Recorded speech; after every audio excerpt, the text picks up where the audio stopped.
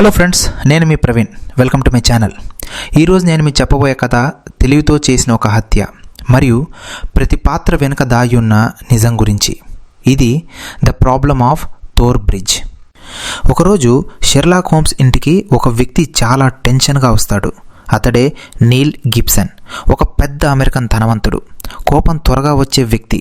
కానీ తన భార్య చనిపోవడంతో పూర్తిగా విచారంలో ఉన్నాడు.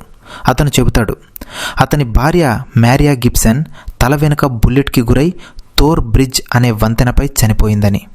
మ్యారియా ఈ కథలో చాలా ముఖ్యమైన వ్యక్తి.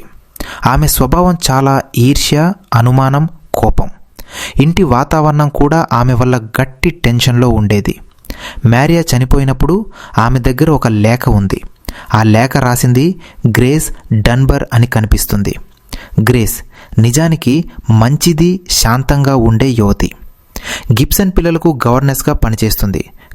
కానీ ఆ లేఖ వల్ల పోలీసులు ఆమెనే హంతకురాలని నమ్మేశారు. గ్రేస్ను అరెస్ట్ చేశారు. అందరి చూపు ఆమె మీదే. కానీ హోమ్స్ మాత్రం చూసి చెప్పగలడు, ఈ కథలో ఏదో కలవడం లేదు. హోమ్స్ వాట్సన్తో కలిసి థార్ బ్రిడ్జికి వెళ్ళాడు.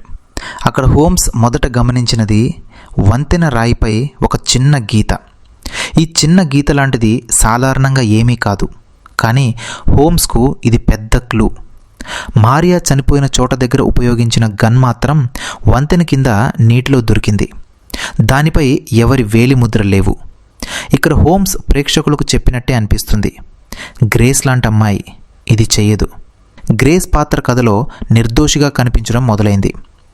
జైల్లో గ్రేస్ను చూసినప్పుడు ఆమె కళ్ళలో భయం కన్నా అన్యాయం జరుగుతుందనే బాధ కనిపించింది. గ్రేస్ ఇలా ఉంటుంది, సింపుల్, స్ట్రైట్ ఫార్వర్డ్, చెడు కోరికలు లేని మనసున్న అమ్మాయి. ఆమె చెప్పింది, నేను లేఖ రాయలేదు, నేను అక్కడికి వెళ్ళే లోపే మారియా చనిపోయి ఉంది అని. గ్రేస్ యొక్క మాటలు ఆమె స్వభావానికే పూర్తిగా మ్యాచ్ అయ్యాయి. మారియా ఈ కథలో అసలు ట్విస్ట్ తెచ్చిన వ్యక్తి.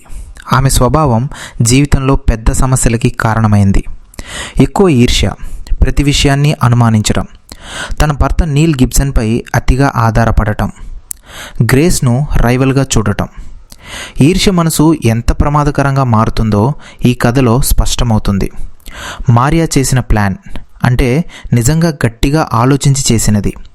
హోమ్స్ మొత్తం సంఘటనను పజిల్లా అమర్చినప్పుడు అతను నిజం కనుగొన్నాడు.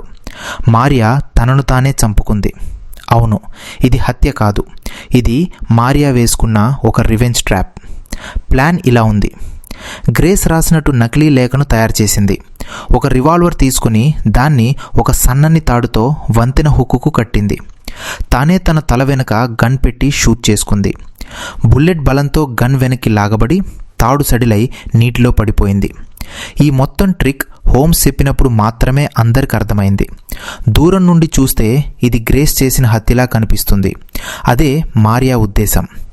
హోమ్స్ ఆ చిన్న గీత, గన్ పడిన దిశ, పౌడర్ మార్కులు, లేఖ ఆల్ కలిసి నిజం బయటపెట్టాడు. చివరికి గ్రేస్ పూర్తిగా నిర్దోషి. మారియా వేసుకున్న ప్లాన్ బయటపడింది. నీల్ గిబ్సన్ నిజం అర్థం చేసుకున్నాడు. ఫ్రెండ్స్, ఇలా థార్ బ్రిడ్జ్ కేసు ముగిసింది.